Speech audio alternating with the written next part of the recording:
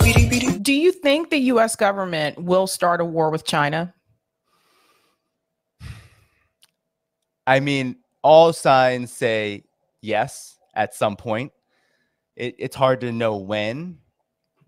You know, we've had the reports, right? I've covered so many of these reports. I probably can't even recite them all here.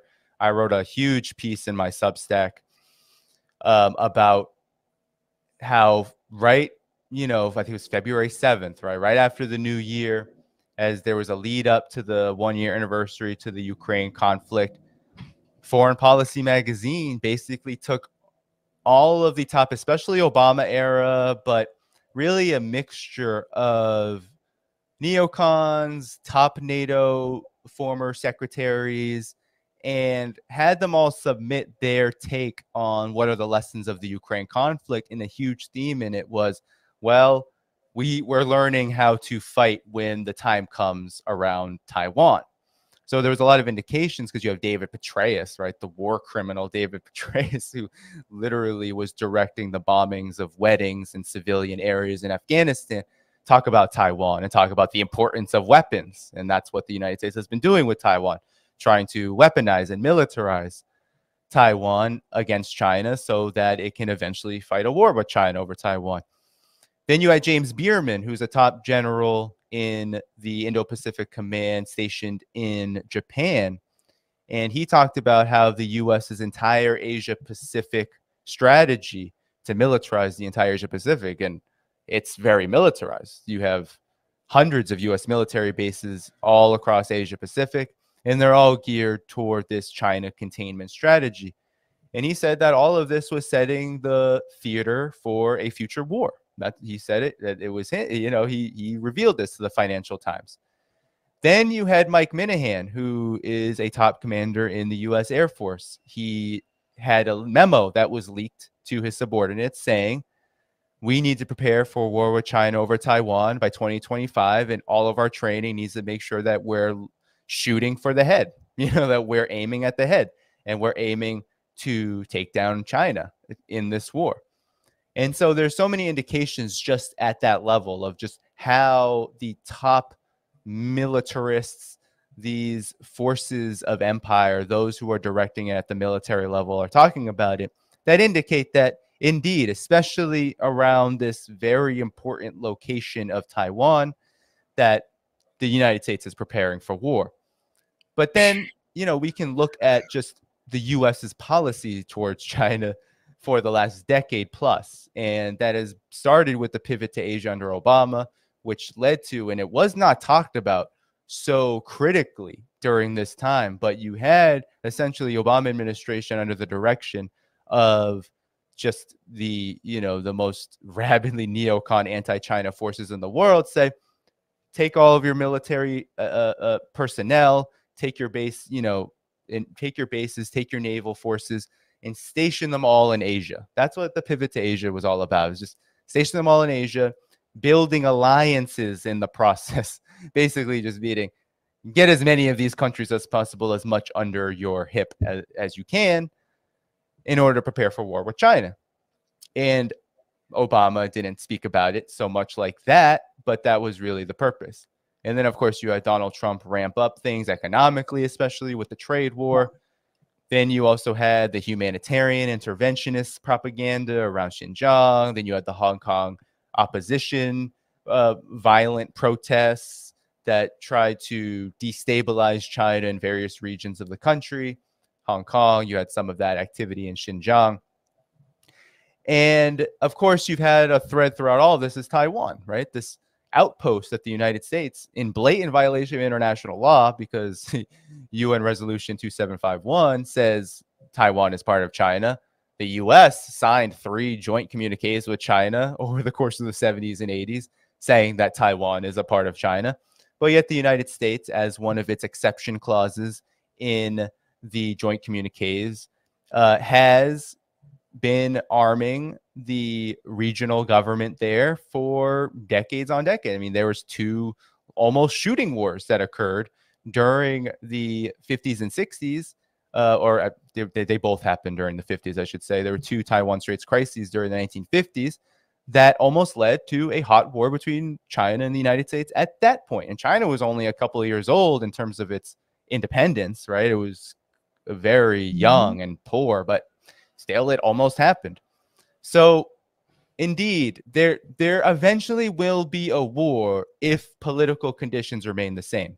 So if political conditions in the United States remain the same, meaning that there really isn't a lot of political will around China, there's been a lot of propaganda, a lot of hatred sown, a lot of Cold War sentiment built up, yellow peril sentiment. So there's a huge public opinion base that says China's the enemy and we probably should be preparing for war, or at the very least, we should not be friends with China. So if that stays the same, then the political conditions will be very ripe for that conflict, that struggle among the elite to occur of, well, just how far do we want to go at any given moment? And if we leave it up to them, then indeed, at any given moment, the conditions could change.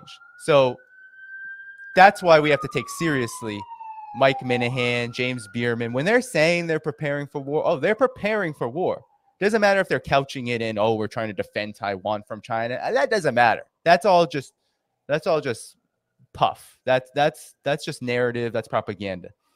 The real point is that the United States is doing everything it can to prepare for this conflict because they know that there are so many tripwires for the U.S. that may actually ignite such a conflict. So it's, going too far on the Taiwan question. It's the fact that China will eventually be the biggest economy in the world. Can the United States handle that? Can U.S. corporations, monopolies, their investors, those who are so deeply embedded and dependent upon the military-industrial complex, can they handle being number two? Unsure about that. Can they handle being number two to a country that is saying its primary goal is to become a modern socialist country by 2049? Like, is that something the United States can handle? Can it also handle the fact that as China develops more and becomes bigger and bigger economically, that only means that its influence around the world becomes even greater. And that means that projects like the Belt and Road Initiative, BRICS, the Shanghai Cooperation Organization, these multilateral institutions only become more and more influential and arguably could replace the United States in so many areas economically. In a lot of ways, the United States is finding itself in this position all over the world, especially on the African continent, just by way of being able to not really offer anything. So by not really being able to offer anything to African countries who have been devastated and impoverished by the U.S.-led international financial system, and them going to African countries and saying, well, we can't help you develop industries, we can't help you raise standard of livings, but we can tell you to put sanctions on Russia so you can starve more. If that's all that they can offer, then the United States and its military strategists know full well that China is just going to continue to be more and more influential. So can they handle that? And at what point is the breaking point? Because the world is already looking very different as we open the program, talking about Saudi Arabia and Iran coming to peace terms in Beijing. I mean, that feels very different. This doesn't feel like 1949, 1950 United States of America, right? This feels like an empire that just really isn't being considered as a serious actor on the world stage. How long can the United States tolerate that? How long before people like Mike Minahan, no matter how the Pentagon says they're like small fries, they're not really influential? How long until what they say really just is a reflection of the open policy of the United States' military and of the head of state, the commander in chief of the United States? To me, it doesn't feel that far away, because everything that the Biden administration has done, you might have seen the story, Sabby, about TikTok and how it's continuing. The United States under Biden is continuing Trump's policy of trying to ban TikTok, basically by saying, well, if the Chinese, these are just Chinese private investors, owners. They're not, they're not like agents of the Communist Party of China. They're saying if the Chinese owners of this company don't sell all their shares, then TikTok will be banned. So it's not that far away, given how Biden is so committed. And if this is the most left that the United States can produce, if this is the most quote unquote normal or rational foreign policy actor that the United States can produce, which I don't believe, but that's what the establishment likes to make you think, well, then actually we're very close to war with China. And it could happen, in my opinion, whenever the time is right in their eyes. And I think that is something we need to keep in mind. Like, should it be up to them? Probably not. And I think this same thing applies to what's going on in Ukraine. Should it be up to the United States to just finally allow peace to happen? Russia's been clamoring for it since December of 2021. Ukraine is not in a political position to broker peace. And Russia certainly finds itself unable to even think of such a thing if conditions remain the same and NATO continues its provocations. Well, should it be up to NATO? Should it be up to the United States? And that's the predicament we're in, because any question of will there be a war is kind of just, it's like, well, China doesn't want a war. China's not trying to wage a war with the United States. China's been from the very beginning saying, stop it. This balloon stuff. Why are you spending millions of dollars shooting down weather balloons? Like, why are you spending hobby balloons? Like, you're spending millions of dollars doing that just to show how tough you look against us.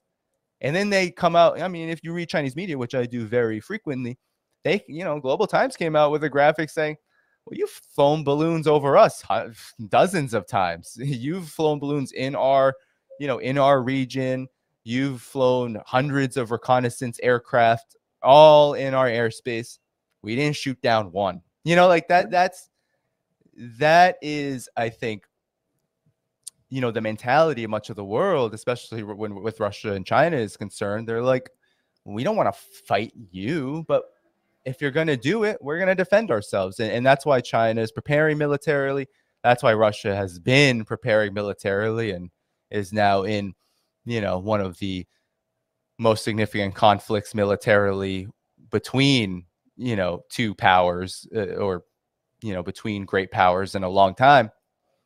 And, and this is likely to continue. And we just don't know when the shoe will drop with China, because there's so many moving parts to it, and they all lead in the same direction. They all lead to the affirmative, to yes. There's nothing showing us that indeed there can be some restraint in the United States' foreign policy establishment. And so, the question is can we stop it? Like, can we speak about it? Can we educate enough people about it? Can we get people to make this a real issue?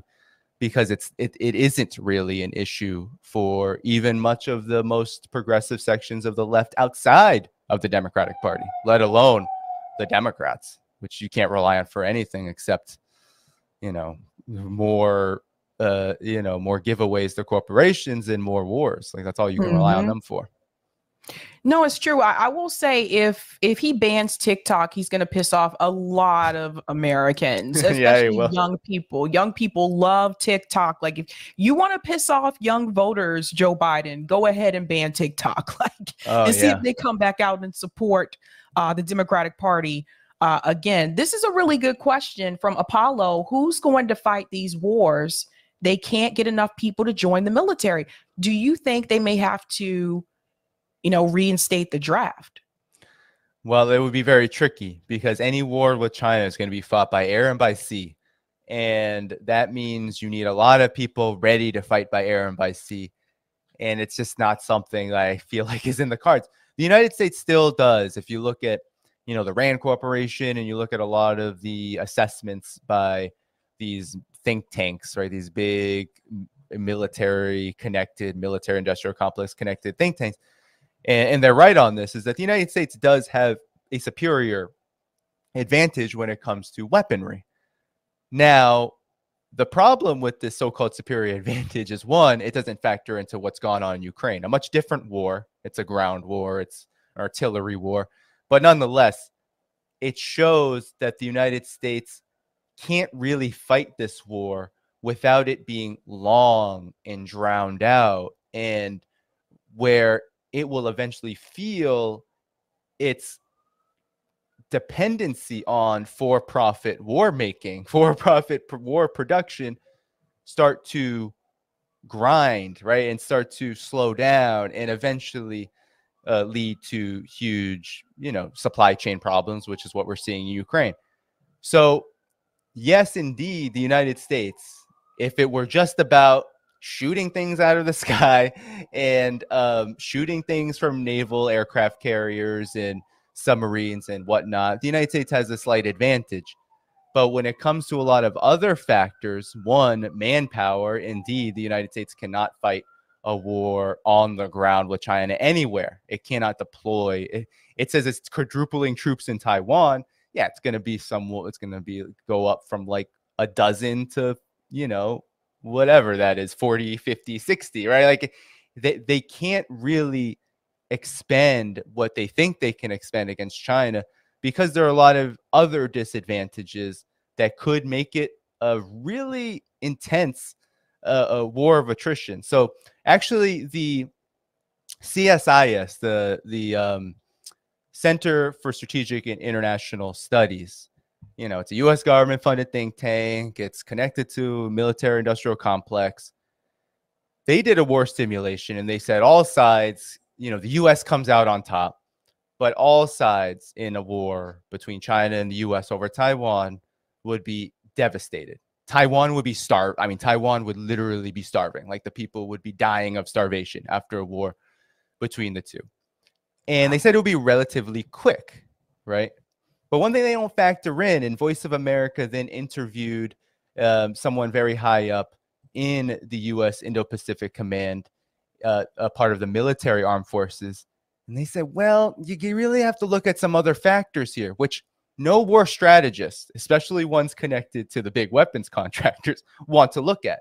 They don't want to look at one, well, China has a bunch of people. And China have a bunch of people. Not only do they have a bunch of people, but unlike the United States, they have a bunch of people who support their government, who are ready to fight for their country. The United States is incredibly divided about how loyal it is to the U.S. government.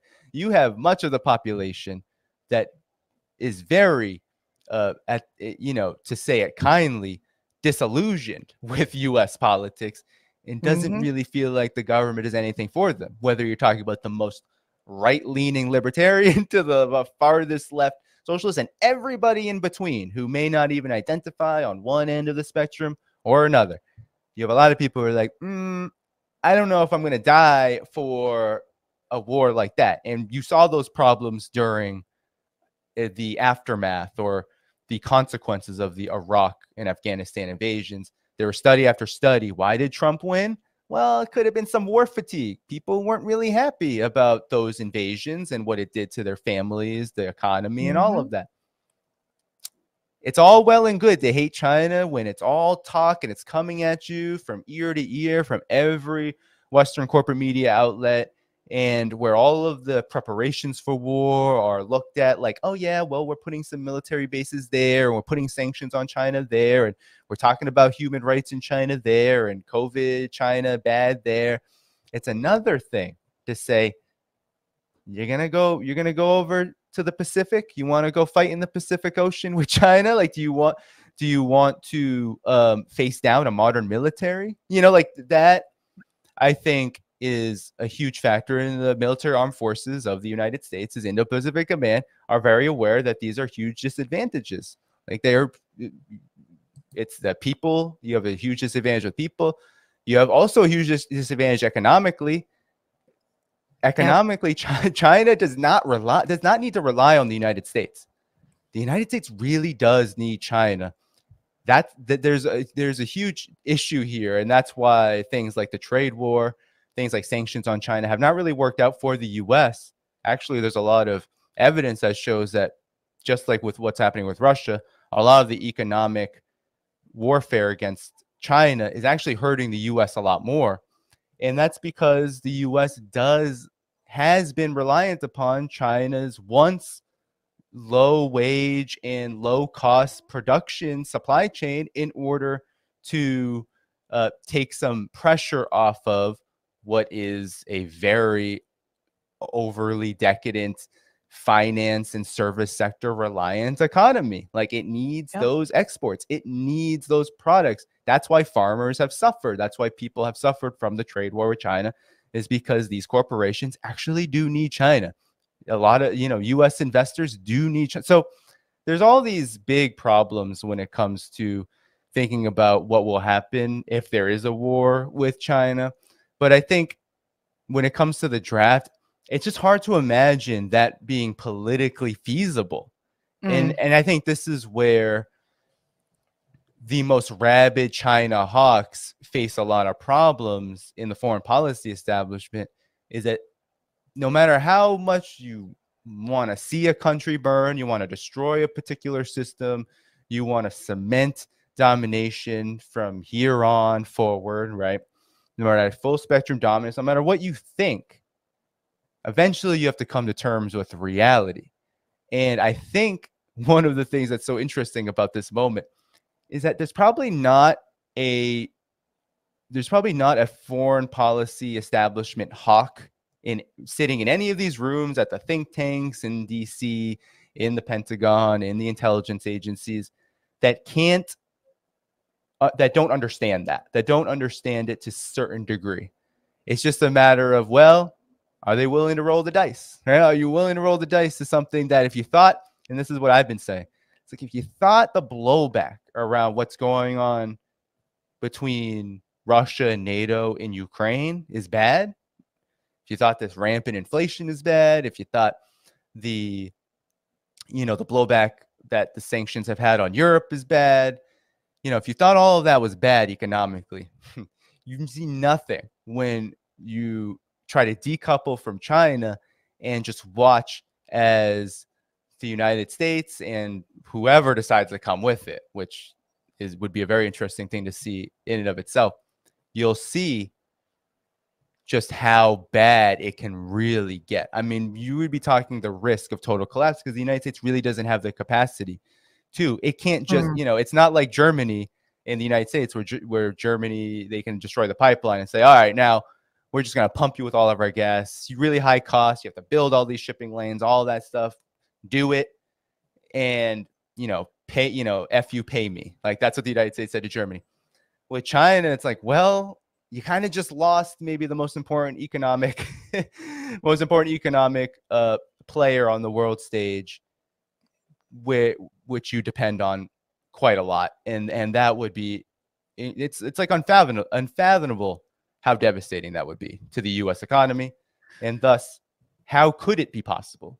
But you can never really underestimate the irrationality, no matter how rational economically and politically U.S. empire can be when it comes to, we're all about the profits. It's all about the, dominance, and it's all about ensuring that the interests of this oligarchy and this elite is reproduced and continues and expands for eternity. No matter how irrational that may seem, the irrationality is when the track that paves your path there begins to look a little shaky, a little difficult, a little like, if you take that path, you might actually fall off a cliff.